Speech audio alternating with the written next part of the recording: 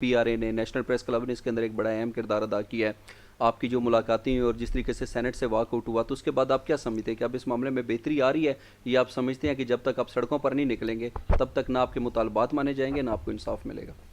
देखिए, इस हवाले से मुझे जो वफाकी वज़ीर इत्तलात व नशरियात हैं तारड़ साहब, उनकी कॉल आई थी। उन्होंने सारी सूरत हाल मुझसे पूछी, फिर उन्होंने यकीन दहानी कराई कि इस हवाले से मैं भरपूर कोशिश करूँगा और इस हवाले से मैं जो है पंजाब गवर्नमेंट से भी बात करूँगा। अगर ज़रूरत पड़ी तो मैं जो है इस हवाले से अगर असम्बली में भी आवाज़ उठाना पड़ी तो मैं आप लोगों के साथ हूँ, मैं पीछे नहीं हटूँगा।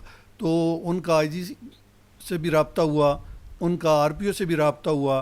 फिर उसके बाद उन्होंने कहा कि मैं अपने ऑफिस में ही जो है ना बैठ के मामला हल कर लेंगे, लेकिन जिस तरह उसने ज़्यादती की है एसएचओ ने, उसको उसकी सज़ा मिलेगी, ये उन्होंने हमारे साथ वादा किया हुआ है। अच्छा, इसके अलावा क्योंकि सज़ा को उन्होंने बताया कि इसकी सज़ा मिनिमम क्या है? देखिए, सज़ा तो उसकी साफजार यही है कि उसको जो है वो अपना एफआईआर उस पर हो और उसे डिसमिस किया जाए। ये हमारा मुतालबा भी यही है।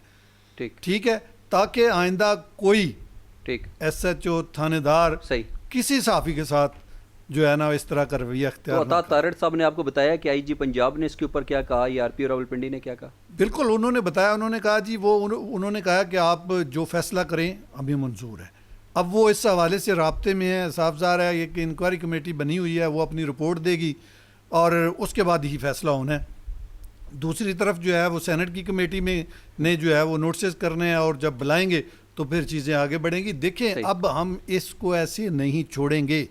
हम इसको इंशाल्लाह ताला एक ऐसा टेस्ट केस बनाएंगे कि ये मिसाल बन जाए कि कोई सहाफ़ी जब थाने में जाए तो उसकी इज्जत हो, ना कि उसके साथ इस तरह की बदतमीज़ी हो। और इस तरह के जो एसएचओज़ हैं जिनको तमीज़ नहीं है, जिनकी अखलाकियात नहीं है, जिनको ये नहीं पता कि किस बंदे से किस तरीके से पेश आना है, जिनको ये नहीं पता कि वो सिर्फ इस चक्कर में है कि हर बंदा पता नहीं पीटीआई का वर्कर है, उसको उसी तरह से डील करना है, ये उनका माइंडसेट बना हुआ है। इसने पहले नहीं कर सकते। इसने पहले अडियाला जेल के बाहर हमारे साफियों पर तशद्दुद किया और इसके खिलाफ को अगर एक्शन होता, अगर इसको को पूछगिछ होती तो आज ये वाकया ना करता, दोबारा ये इस तरह की हरकत ना करता।